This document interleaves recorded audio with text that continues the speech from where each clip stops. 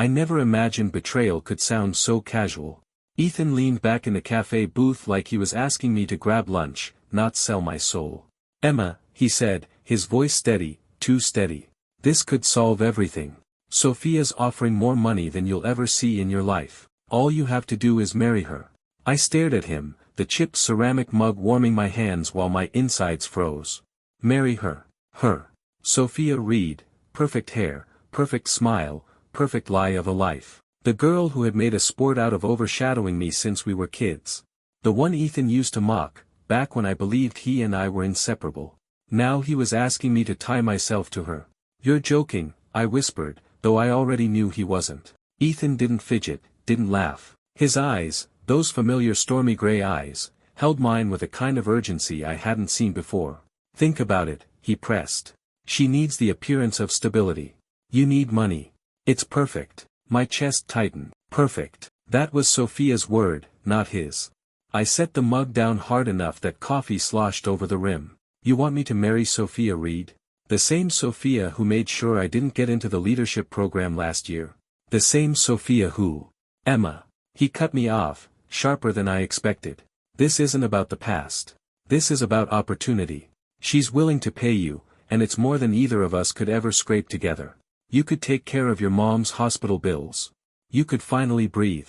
My throat closed at the mention of mom. He knew that was my weak spot. He knew exactly which strings to pull. I wanted to slap him, to shake him and scream, how could you use her like that? But the truth throbbed beneath my anger, the bills were piling up, and my dead-end job barely kept the lights on. Still, the betrayal stung more than the temptation. Ethan and I used to dream together, of better lives, of building something on our own. He once promised, late one summer night under a broken street lamp, that he'd never let anyone else steer my future. And here he was, delivering me straight into Sophia Reed's hands like I was just another deal to broker. I pressed my palms against the table, steadying myself. Why are you even involved in this? What's she giving you? A flicker, guilt, hesitation, passed over his face, but it was gone before I could grab hold of it. That doesn't matter, he said flatly. What matters is you need this. The air felt heavier, pressing down on me, choking me with choices I didn't want to make. Marry Sophia Reed. Take her money. Let her win. Or walk away and drown in debts I couldn't outrun. I hated that Ethan was right. I hated even more that Sophia knew it. I leaned back, my voice low, bitter. You're really asking me to chain myself to her for cash. I'm asking you to survive, Ethan replied. His tone softened, almost pleading, but the damage was already done. The cafe buzzed around us, clinking dishes, low chatter, someone laughing 2 tables away. Normal life carried on, but mine had just been cornered. I closed my eyes for a moment, my mind racing with images, Mom's frail smile, the stack of unpaid bills on my counter, Sophia's triumphant smirk. I didn't want this. I didn't want her. But desperation has a way of suffocating pride. When I opened my eyes, Ethan was still watching me, waiting. Fine, I said, my voice cracking in the middle. I'll do it. But don't you dare think this erases what you've done. He exhaled, relief softening his shoulders, but it didn't make him look any less of a stranger to me. As I walked out of the cafe, the agreement lodged like a shard of glass in my chest. The money might save me, but something told me I'd just signed away far more than my name. That night, I couldn't sleep. The deal rattled inside my head like loose change in a tin can, clattering against every thought I tried to hold still. I lay staring at the ceiling of my tiny apartment, the paint cracked like veins spreading above me.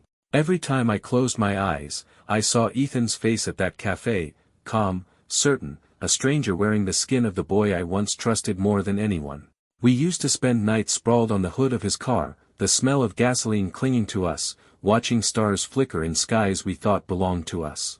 We whispered plans into the darkness, secret ambitions we never told anyone else. He swore we'd build a future together, one where no one, not Sophia Reed, not our parents, not the weight of small-town expectations, could touch us.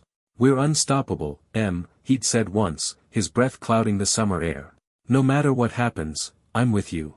I used to believe him. Now, I kept asking myself, when did that change? Was it slow, like rust eating away at metal, or fast, like glass shattering the moment pressure hits? What did Sophia offer him that I couldn't? Money? Power? Or was it simply the thrill of betrayal, of choosing her over me just to prove he could. The thought cut deeper than I wanted to admit. I turned onto my side, clutching the worn photo frame on my nightstand. Mom's smile looked back at me, thin, tired, but warm. Her scarf was wrapped tight around her neck, hiding the tubes from the hospital machines. She had asked me once, in the softest voice, "Promise me you'll keep fighting, even after I can't anymore." I made that promise. And promises are chains heavier than any ring Sophia Reed could slip onto my finger. The bills stacked on my counter weren't just numbers, they were walls closing in, reminders that no matter how hard I worked, I was still losing. Mom's medicine cost more than my entire paycheck. The doctors had said the experimental treatment gave her a chance, but not without money we didn't have. Ethan knew that. He knew exactly where to strike. I pressed the photo against my chest, blinking back tears. This wasn't just about me. It never had been. If I had to sacrifice my pride, my freedom, even my sanity to keep my mother's wish alive, then I would. But I couldn't shake the question gnawing at me, why would Ethan throw me to Sophia like that? The boy who once promised the world now delivered me into chains. Was I just a pawn to him all along? Or had Sophia poisoned him, pulled him so deep into her orbit he couldn't tell betrayal from loyalty anymore? The shadows in the room stretched longer, swallowing the corners as the night wore on. I tried to hold on to Mom's voice in my mind, gentle but insistent, "Keep fighting, Emma. Keep fighting." But a colder echo lingered beneath it, Ethan's voice at the cafe, sharp and certain, "This is about opportunity." Opportunity for who? Him? Sophia? Or me? As sleep finally dragged me under, one thought clung stubbornly to the edges of my mind, maybe survival and betrayal were two sides of the same coin. And maybe I was about to pay the price. I never thought a wedding could feel like a funeral. The chapel was empty, save for a few witnesses Sophia had gathered, business associates in sharp suits, strangers whose eyes flickered like sharks circling blood. No family. No friends. Just silence thick enough to choke on, broken by the hollow echo of our footsteps on the stone floor. Sophia stood at the altar in a gown that shimmered like spilled oil, black with threads of silver that caught the dim candlelight. She looked radiant, untouchable, every detail polished to perfection. But I saw it, the sharp curve of her smile, the way her eyes swept over me like a hunter appraising prey. "This will be memorable," she whispered as I joined her at the front, her lips close enough for only me to hear. The sweetness in her tone didn't soften the razor edge beneath it. And then there was Ethan, standing just behind her shoulder, like some kind of twisted best man. His suit was pressed, his stance confident, but I caught the flicker in his jaw, the tension hiding under the mask. Smug, yes, but uneasy too. Our eyes met for a heartbeat, and I wanted to scream across the aisle, "Why are you doing this to me?" But he looked away first, breaking the connection, as if ashamed. Or maybe just unwilling to see what he'd turned me into. The officiant's voice droned on, reciting vows that sounded more like a business contract than a promise. My heart pounded so hard I thought it might tear through my ribs. Each word seemed to weigh me down, binding me tighter, even before the ring slid onto my finger. When it did, when Sophia's cold, jeweled hand pressed mine and sealed it with a smile, I felt the last thread of control snap. "I now pronounce you wife and wife," the officiant intoned, his tone flat, uninterested. Sophia turned to me with a kiss that was more possession than affection, her grip on my chin firm, unyielding.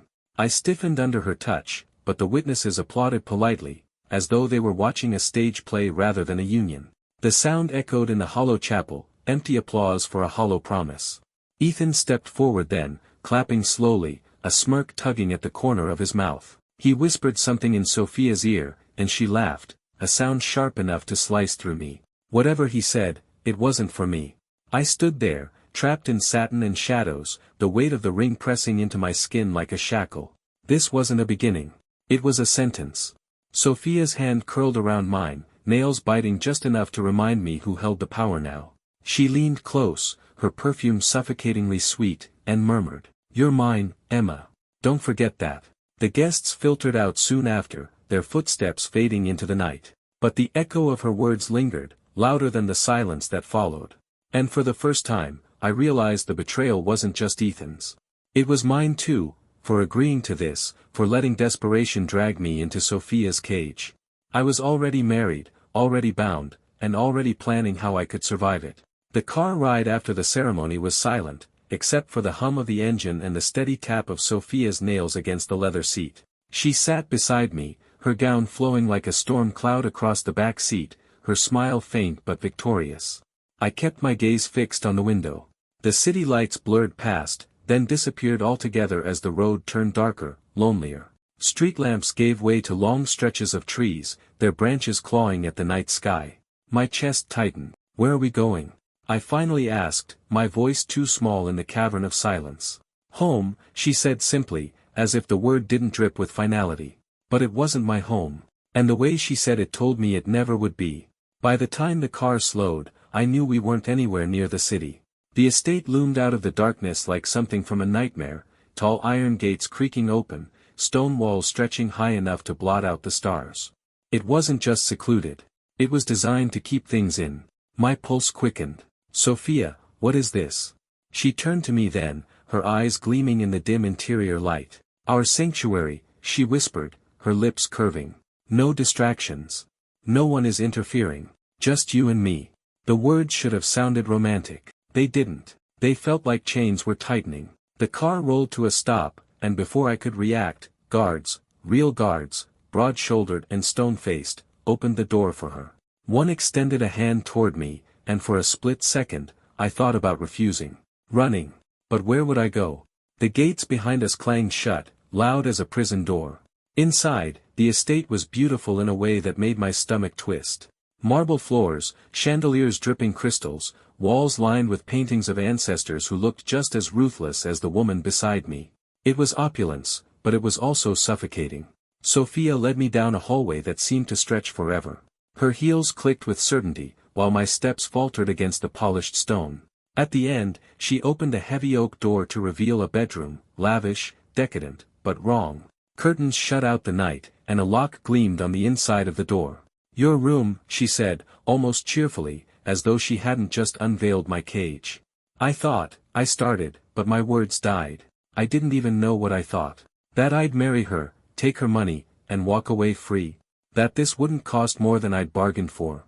Sophia stepped closer, lifting her hand to brush a strand of hair from my face. Her touch was soft, but I flinched all the same. Her smile sharpened. "You're safe here, Emma. No one will hurt you." She paused, her gaze piercing. "Unless you try to leave." The words sank into me like cold iron. When the door shut behind her, I lunged for the handle. It rattled but didn't budge. Locked. My breath came faster, panic clawing at my throat. I was trapped, not just in a marriage, but in walls built to hold me like property. I sank onto the edge of the massive bed, the mattress sinking under me like quicksand. This was no sanctuary. This was a cell dressed in velvet. The betrayal that had begun with Ethan's words at that cafe now pressed against my skin, heavy, suffocating, real. He hadn't just sold me out emotionally, he had delivered me into Sophia's prison with open eyes. For the first time, I understood that desperation had blinded me.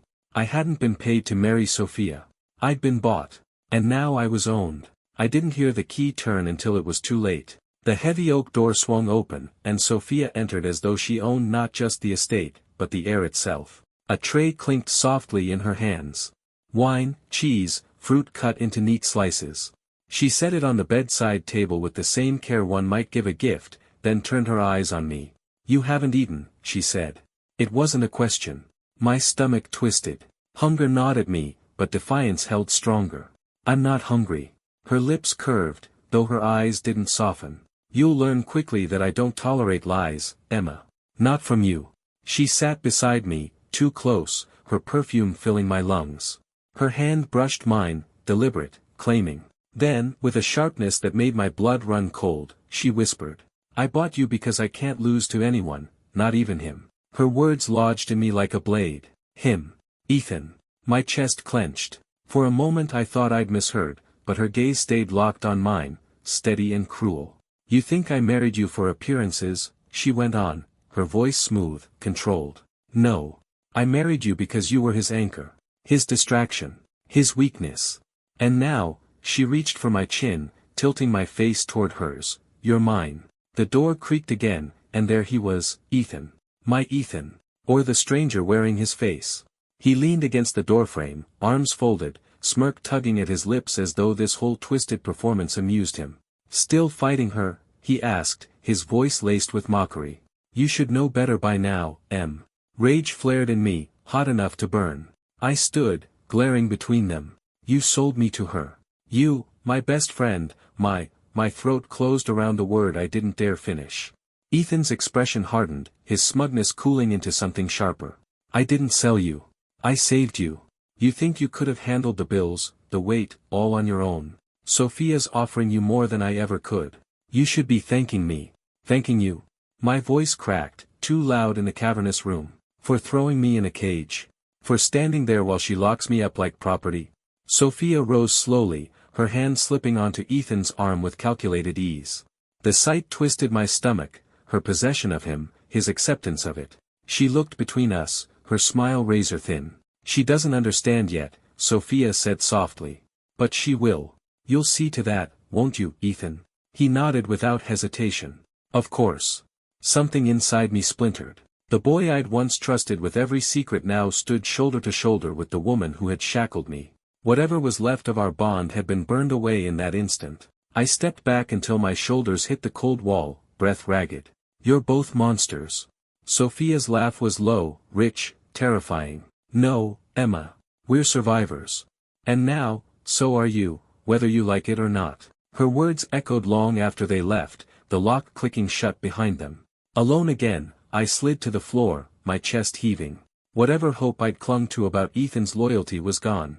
He hadn't just betrayed me once. He was choosing it, again and again, with every smug look, every dismissive word. And I realized then, Sophia hadn't only bought me. She'd bought him too.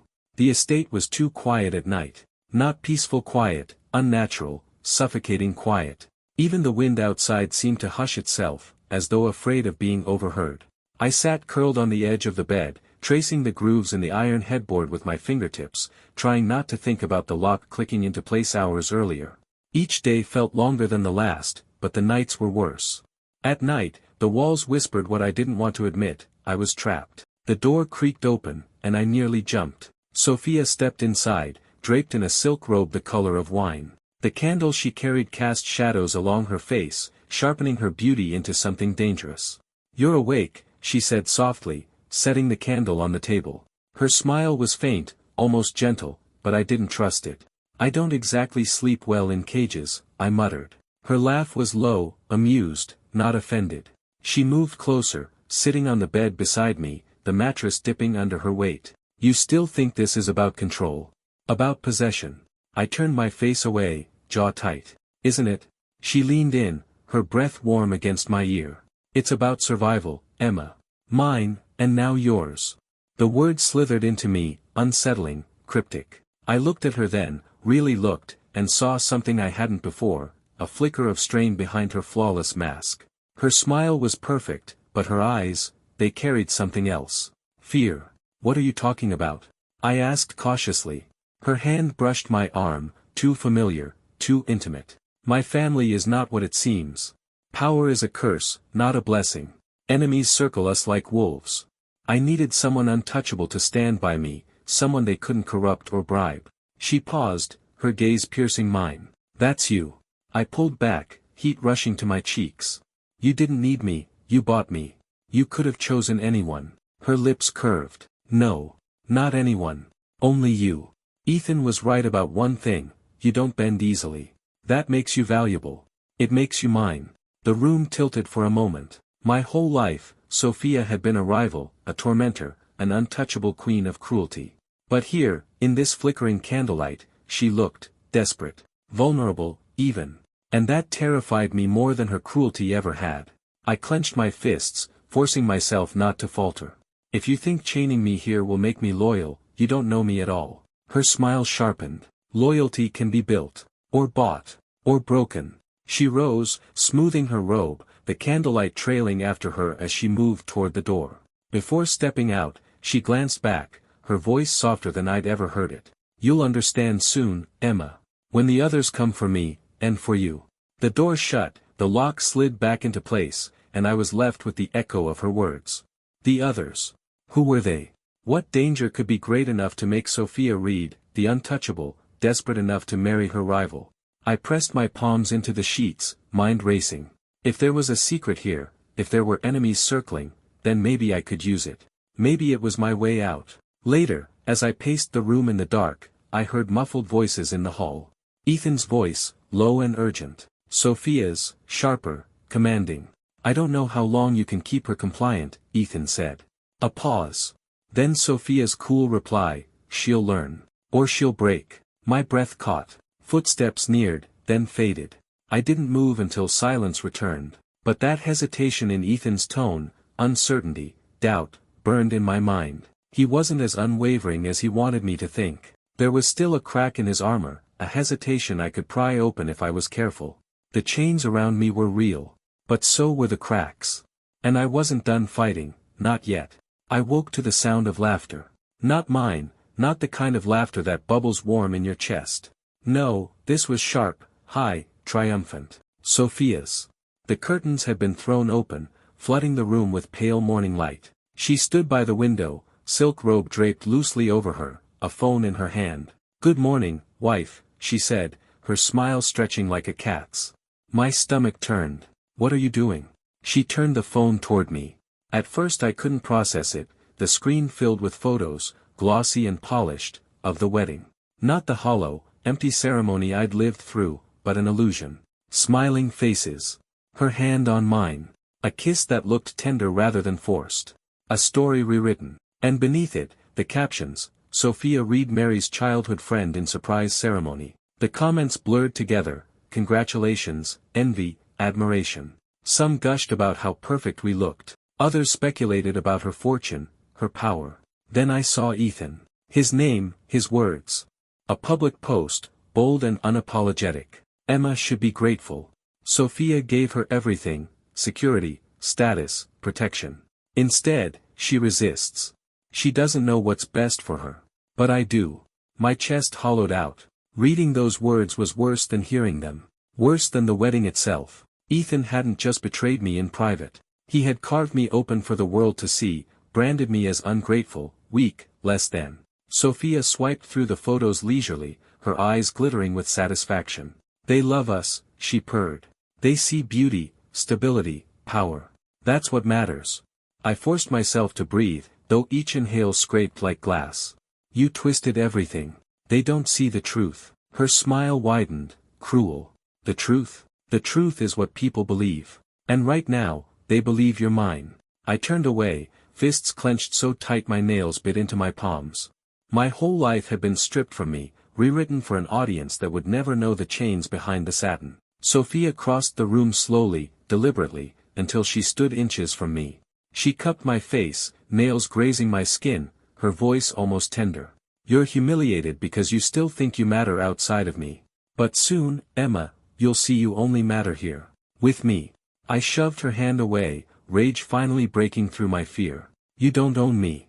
"Not really." Her laughter echoed through the room, rich and victorious. "Of course I do. Even he knows that now." Then he hung in the air like poison. Ethan. The boy who once whispered promises under stars now shouted my downfall to the world. Humiliation scorched hotter than anger, but beneath it, a seed of something colder grew, resolve. If they wanted me to break publicly, if they wanted me to play the role of the grateful captive, I would bide my time. I would wait. And then, when the mask cracked, I'd make sure it shattered in their hands. But for now, I let her laugh. I let her revel. Because Sophia Reed might have won the public and Ethan might have stabbed me deeper than ever, but neither of them knew just how much fight I still had left. I waited until the house exhaled into silence. The guards' boots no longer thudded against the marble floors. The echo of Sophia's laughter had faded down the hall. Even the grandfather clock in the foyer seemed to hold its breath between ticks. I had studied the estate for days, listening, memorizing. When the guards shifted, when the lights dimmed, when Sophia disappeared into her study late at night. Tonight was my chance. The window latch in my room was rusted but not unbreakable. I pulled on it, careful, until it gave with a sharp click. Cold night air rushed in, stinging my skin, carrying with it the scent of wet grass and freedom. For the first time since the wedding, I felt alive. I swung one leg over the sill, then the other, lowering myself onto the ledge. The drop wasn't far, maybe 10 feet. My hands trembled, but I pushed past it, easing myself down until my feet hit the earth. I ran.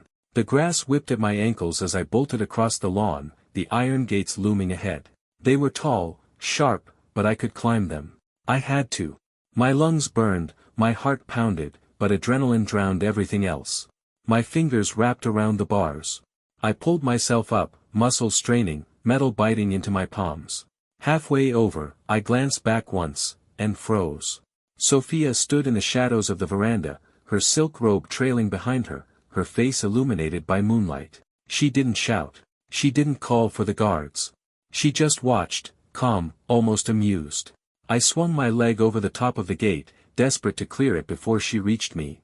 A voice cut through the night, low and sharp, "Emma." I froze. Sophia was closer now, her steps unhurried. She moved like she had all the time in the world, like I was a bird thrashing in a cage I could never break. "You don't understand," she said, her voice carrying easily across the lawn. "You think I'm the villain here. You think I stole you, trapped you." Her eyes locked onto mine, unblinking. "But you don't understand what I saved you from." My grip faltered. For a moment, doubt rooted me in place. Save me? From what? Then her hand reached the iron bars, elegant fingers curling around the metal, and the spell broke. I swung the rest of the way down, only to feel rough hands seize me from behind. Guards. 2 of them, dragging me down like prey. "No!" I screamed, thrashing, kicking, my nails raking skin. But they held me fast, pulling me back toward the house. The gate, the open night, the promise of escape, all slipped farther and farther away. Sophia followed, slow, deliberate, her robe trailing over the grass like spilled ink. She leaned close as the guards forced me to my knees. Her perfume was cloying, suffocating. "I'll forgive you this time," she whispered, her lips brushing my ear. "Because you don't know yet. But soon, Emma, you'll see. You'll thank me for these chains." Her words sank deeper than the guard's grip, twisting inside me. Save me. From what? Back in my room, the lock clicked again, final, cruel. I sank onto the floor, trembling, staring at the barred window I'd almost conquered. Almost. But not enough. And though fear coiled in my gut, another truth smoldered beneath it: I wasn't done. Sophia might think she saved me, Ethan might think I owed him, but this cage would not hold me forever. I'd try again. And next time, I'd make it out. The storm broke that night. Not outside, the skies were clear, stars scattered sharp against velvet black. No, the storm was here, inside the mansion, coiled in Sophia's words and the way she paced the room like a lion circling its prey. I sat stiff on the edge of the velvet chaise, wrists sore from where the guards had gripped me too tightly during my failed escape. My eyes followed her as she moved, robe dragging across the floor, voice low, deliberate, too calm for the weight of what she carried. "You think I married you because I'm cruel," Sophia began, her tone almost conversational. "Because I enjoy breaking you." Her gaze cut to me, cold but burning with something else, a ferocity I hadn't seen before. "The truth is, I married you to save my life." I let out a bitter laugh, sharp and hollow. "Save your life? You've ruined mine." She ignored the bite of my words, drifting to the cabinet in the corner. From it, she pulled a black folder, the kind I'd seen my father use for contracts. She dropped it on the table, papers spilling across the polished wood, financial statements, names, numbers, photos of men I didn't recognize, faces hard with violence. "Do you know what it means to be a Reed?" she asked, her voice tightening. "It means inheriting not just wealth, but debts. Promises made in blood. Enemies born the moment you're old enough to breathe." Her hand pressed against the papers, veins standing out against her pale skin. "My father left me everything, money, connections, power. But he also left me tied to men who would slit my throat just to remind the world they could. And do you know what they see when they look at me?" She leaned forward, her lips curling. "A weakness. A woman. Alone." I shifted, unease prickling through me despite my hatred for her. "So you decided to buy a wife?" Her smile returned, thin and sharp. "Not just any wife. You, Emma. Someone whose name, whose innocence, whose image would shield me. A partnership no rival could easily break. They can't touch me if I'm untouchable through you." Her words were madness, but there was logic buried inside, poisoned roots twisting around my chest. "And Ethan?" I asked, my throat dry. "Why is he with you?" Sophia's laugh was soft, scornful. "Because he knows the truth. He knew before you did. He wanted power, and I gave it to him. You were just too blind to see what he truly wanted. My stomach nodded. The boy I'd trusted, the boy who'd sworn loyalty under the glow of street lamps and whispered futures, he'd chosen her empire, her shadow, her blood debts, over me. Sophia moved closer, crouching until her eyes were level with mine. So now you understand. You're not a prisoner, Emma. You're my shield. My survival. My victory. I wanted to scream at her, to claw the satisfaction off her face, but all I could do was sit there, trembling, as her words sank in. She thought she had saved me. No, she had chained me, dressed it in silk and vows, and convinced herself it was salvation. And Ethan had known. He had fed me to her. The storm inside me cracked open wider, fury tangled with despair, but beneath it, resolve. If she thought I'd be her shield, she underestimated me. Because even shields can shatter. And sometimes, when they do, the shards cut deeper than any sword. The estate had a way of swallowing sound. Even footsteps seemed to vanish into the heavy carpets and gilded halls, leaving only silence, oppressive and watchful. That silence broke when I heard his voice. Emma. I froze. I hadn't heard my name from his mouth in weeks, maybe longer. Not like this, hushed, urgent, almost guilty. Ethan stood in the doorway of my room, shadows clinging to him like a second skin. He looked different, older somehow, harder. The boy I once knew, who used to sneak me into concerts and whisper promises under the stars, was buried beneath sharp suits and darker choices. What do you want? I asked, my voice sharper than I intended. He stepped inside, closing the door behind him, as if Sophia might materialize at any second. His eyes darted around before they finally locked onto mine. I had to talk to you, he said. Alone. My arms folded across my chest. Why? To tell me again how ungrateful I am. To remind me that you chose her over me. His jaw tightened. It's not that simple, isn't it? My laugh cracked in my throat. You sold me out. You pushed me into this. My voice faltered. You were supposed to be on my side. He flinched, like the words cut deeper than I expected. For a moment, I saw it, the boy I used to know, guilt flickering in his eyes. But then it was gone, smothered by something colder. I did it for us, he whispered. The words stunned me into silence. For us? He took a step closer, desperation leaking into his voice. Sophia. She's dangerous, Emma. More dangerous than you realize. But she's also the only path to something bigger. Power. Protection. A future where we don't get crushed under everyone else's boots. I thought. He stopped, raking a hand through his hair. I thought if I stood by her, I could keep you safe. Keep you close. My heart thudded, heavy, confused. Safe. I spat. You call this safe? I'm a prisoner in her house, Ethan. A shield she bought to hide her debts. That's not protection, it's betrayal. He reached for me, fingers trembling, but I pulled back before he could touch me. His voice cracked anyway. I still love you, Emma. Twisted as it is, I do. I can't let you go, even if it means, his words trailed, broken, and then hardened. Even if it means keeping you here. The air in the room thickened, suffocating. My chest burned with fury, with grief, with the realization that he wasn't mine anymore, not the Ethan who once dreamed with me, not the Ethan who swore he'd never leave. That Ethan was gone. What stood in front of me now was Sophia's creature. You're lost, I whispered. She owns you just as much as she thinks she owns me. His eyes darkened, torn between rage and sorrow. For a heartbeat, I thought he might deny it. Instead, he turned away, his shoulders heavy with the weight of the choice he'd made. At the door, he paused, his voice low, almost pleading. Don't hate me, Emma. I thought I was saving you. And then he was gone, leaving me in silence once more.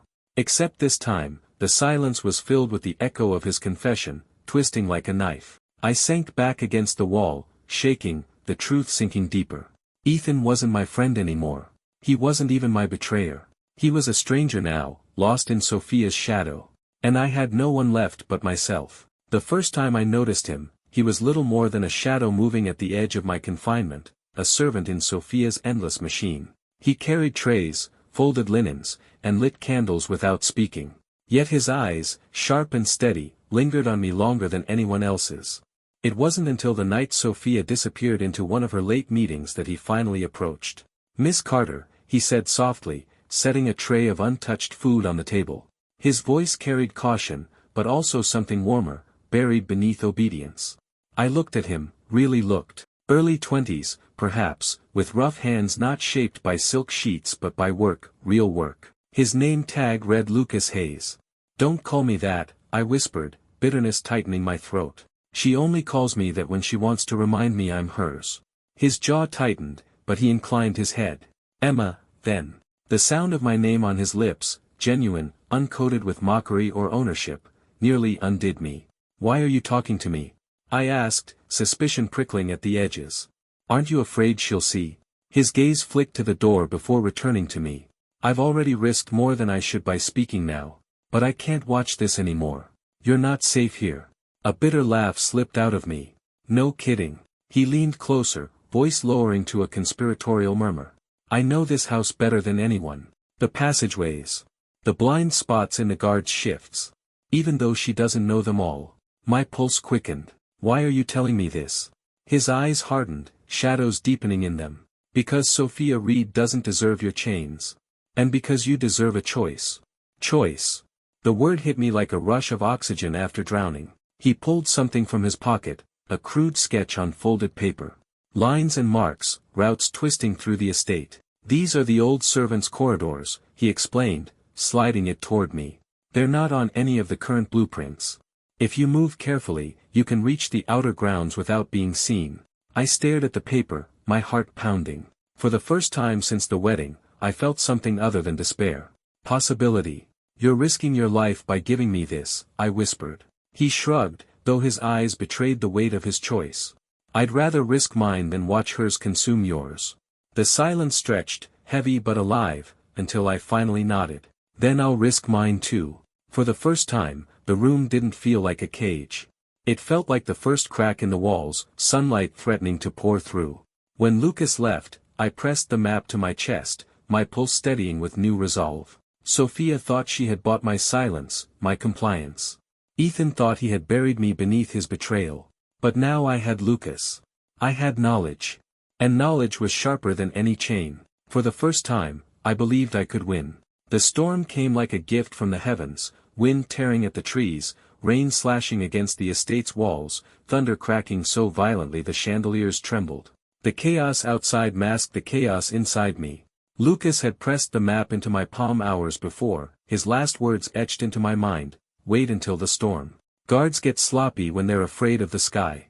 Now, heart hammering, I moved. The old servants' corridor was narrower than I expected, cobwebs clinging to my skin, dust clogging my breath. My bare feet slipped against wet stone where the storm leaked in through unseen cracks.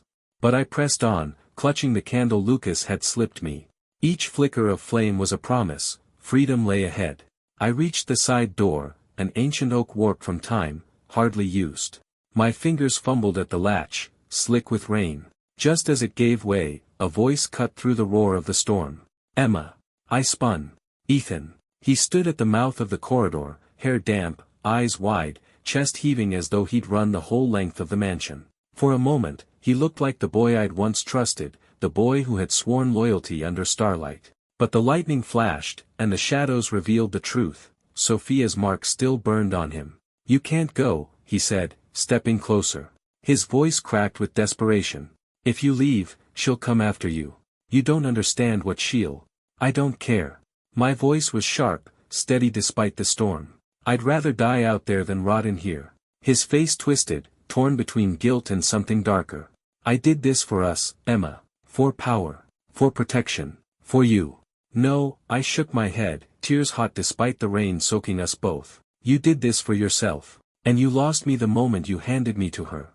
His hand shot out, gripping my wrist, trembling with conflict. "Please, don't hate me." I met his gaze, the weight of years between us pressing down like chains. "I don't hate you, Ethan." My voice dropped, breaking. "I don't know you anymore." For a heartbeat, he faltered. His grip loosened, pain flashing in his eyes. Then, from deep inside the mansion, Sophia's voice rang out, sharp, commanding, impossible to ignore. "Ethan." The sound froze him. His head whipped toward the call, and in that instant, I ripped free. I shoved the door open, the storm swallowing me whole. Rain drenched me, lightning split the sky, but it was freedom, raw, wild, terrifying. Behind me, Ethan didn't follow. He just stood there, torn in two, until Sophia's voice dragged him back into her world. The wind howled, but I ran anyway, heartbreaking and healing all at once. I wasn't his shield. I wasn't her possession. I was mine. And for the first time since this nightmare began, I was free. The city didn't know me. Its streets pulsed with strangers, neon bleeding into puddles, sirens wailing in the distance. No one cared who I was, what I'd escaped, or who might still be searching for me. And for the first time, anonymity felt like mercy. I found a small apartment above a bakery, its walls thin but its lock strong. Lucas had given me enough directions to reach the train, and the storm had covered my tracks. By the time I collapsed onto the floor that first night, the smell of sugar and yeast wafting through the boards, I realized, I had made it out. But freedom is not the same as safety. I met Olivia Grant 3 days later. She was younger than I expected for a lawyer, bright eyes, sharp clothes, a voice that carried conviction without cruelty. She found me through a shelter where I'd asked for temporary papers, her curiosity piqued by the inconsistencies in my story. "Emma Carter," she said, her gaze steady as she slid into the chair across from me. "That name's been in the news lately. Care to explain why you don't look like the woman smiling in those glossy photos?" I bristled, instinctively curling inward. "If you're here to lecture me, save it. I've had enough of people deciding who I am." But instead of pressing, Olivia softened. "I'm not here to decide. I'm here to listen. To help, if you'll let me." The words caught me off guard. Genuine care, without strings, without contracts, without chains. For a long moment, I just stared at her, searching for cracks, waiting for manipulation to show itself. It didn't. Over the next few days, she guided me through paperwork, shelters, even talked about legal paths to freedom if Sophia ever tried to drag me back. She didn't demand it. She didn't control. She simply stood beside me, her presence steady where everything else had been storms and shadows. One night, after she'd helped me set up a temporary ID, I whispered, "Why are you doing this?" She smiled, small but real. "Because you remind me of someone who forgot she deserved better. I won't let you forget." Her words lit something inside me, fragile, but alive. Hope. It was the same night Ethan found me. A message slipped under my door, "Meet me. One last time." Against every instinct, I went. Not out of hope, but to end it. He was waiting in the alley, rain dripping from the fire escapes.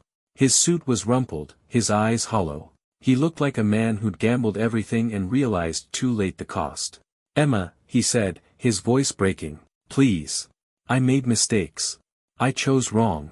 But it's not too late. We can still." "No," my voice cut through the rain. Steady. Final. "It's been too late for a long time." He flinched, as though the word struck flesh. His lips parted, desperate for more, but I turned away. "Go back to her," I said over my shoulder. "That's where you belong now." "I don't." I walked back into the city lights, heart pounding, breath sharp, but lighter than it had been in years. Because I wasn't his anymore. I wasn't hers. I was mine. And maybe, with Olivia's help, I could learn what that really meant. The city hummed beneath me, a restless lullaby of horns, chatter, and footsteps. I sat on the rooftop of my small apartment, knees drawn to my chest, the night air cool against my skin. For the first time in what felt like forever, there were no guards outside my door. No gilded cages. No whispered threats disguised as vows. Just me. I thought about the chain of choices that had dragged me here, Ethan's betrayal, Sophia's contract, my own desperate agreement. The marriage, the money, the secrets they buried me under. At the time, each felt like survival. But survival had turned to captivity. They weren't lifelines. They were chains. Sophia's voice still echoed in my memory, "You don't understand what I saved you from." Maybe she believed that. Maybe she thought binding me to her was protection. But it was always about her fear, her debts, her empire built on shadows. She wanted a shield. And Ethan. Ethan wanted power. He wrapped it in love, dressed it in promises, but underneath, it was ambition. He chose her world over mine, and in doing so, he lost me forever. I closed my eyes, letting the wind brush against my face. For so long, my choices had been stolen, twisted into bargains. But now, here on this rooftop, I felt something unfamiliar but fierce, ownership. The legacy of my mother flickered through my thoughts. Her voice, her last wish, that I build a life not bound by fear, but by purpose. She had asked me to choose for myself. And at last, I had. I would not be Sophia's possession. I would not be Ethan's regret. I would be Emma Carter, no prefixes, no cages, no chains. The city stretched endlessly before me, 1,000 paths waiting to be walked. For the first time, the future didn't terrify me. It called to me. I rose to my feet, staring out at the horizon where the lights blurred into dawn. They were behind me now, Sophia and her empire, Ethan and his betrayal. Their shadows might linger, but they no longer defined me. I was free. And tomorrow, I will wake up and begin again, on my own terms.